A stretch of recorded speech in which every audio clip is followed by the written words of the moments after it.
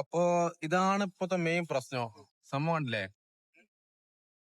പൊടി എന്നൊക്കെ പറഞ്ഞാൽ നിങ്ങൾ വിചാരിക്കുന്ന മാതിരി സാധാരണ പൊടി മാതിരിയില്ല. നല്ല പൊടിയായിരിക്കും. കണ്ടാ?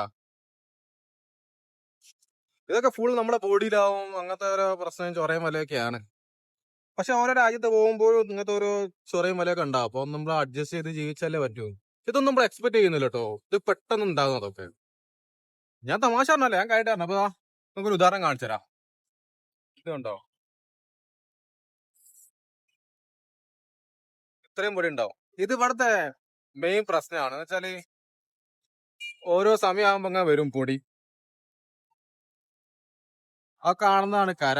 കാണുന്നുണ്ട് അവിടെ ഫുള്ള് പൊടി നിറഞ്ഞിരിക്കുക. അപ്പൊ നമ്മുടെ നാട്ടിൽ അനുഭവിക്കുന്ന പോലെ ഇവരും അനുഭവിക്കുന്നൊക്കെ ഉണ്ട്. ഞാൻ സത്യസന്ധമായിട്ടൊരു കാര്യം പറയാം. ഈ പൊടി വരാനുള്ള കാരണം എന്താണെന്ന് എനിക്കറിയില്ല. ഞാൻ ആരോടെങ്കിലും ചോദിക്കാൻ പോയതുമില്ല. ചോദിച്ചിട്ടും വലിയ കാര്യമൊന്നുമില്ല. കാരണം എന്താ, ആർക്കൊന്നും ചെയ്യാനൊന്നും പറ്റില്ലല്ലോ. പിന്നെ എൻ്റെ ഒരു അറിവ് വെച്ചിട്ട് എനിക്ക് തോന്നിയ കാര്യം എന്താ വെച്ചാൽ, ഈ പൊടി വരാനുള്ള കാരണം ഈ നാട്ടിലധികം മരങ്ങളൊന്നുമില്ല. അപ്പോൾ അതുകൊണ്ടായിരിക്കണം ഇത്തരം പൊടികൾ വരാൻ കാരണം. ഈ കടലേരിയകളിൽ അത്ര വലിയ പ്രശ്നങ്ങളൊന്നുമില്ല. മീൻ നമുക്കൊന്ന് വൃത്തിയാക്കി കഴിഞ്ഞാൽ പോവും.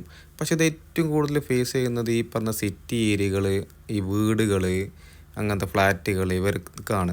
കാരണം അത്ര പൊടി നിറഞ്ഞെന്ന് പറഞ്ഞാൽ അങ്ങനെ അങ്ങ് നശിച്ചു പോകുന്ന അവസ്ഥയിലാണ്. ഞാൻ നേരിട്ട് കണ്ടുകൊണ്ടാണ് പറയുന്നത്. പിന്നെ അത്ര ഒരു എന്താ പറയുക, നമുക്ക് ദേഹത്തൊരുമാതിരി ചൊറിച്ചിൽ അങ്ങനത്തെ ബുദ്ധിമുട്ടുകളൊക്കെ വരുന്നൊരു പൊടിയാണ്. പിന്നെ എല്ലാം സഹിച്ചാലേ പറ്റൂ. ഇതൊന്നും നമ്മൾ എക്സ്പെക്റ്റ് ചെയ്യുന്നില്ലല്ലോ. ഒക്കെ എന്താ പറയുക, പ്രകൃതി തരുന്നതല്ലേ. അപ്പം അനുഭവിക്കുക തന്നെ.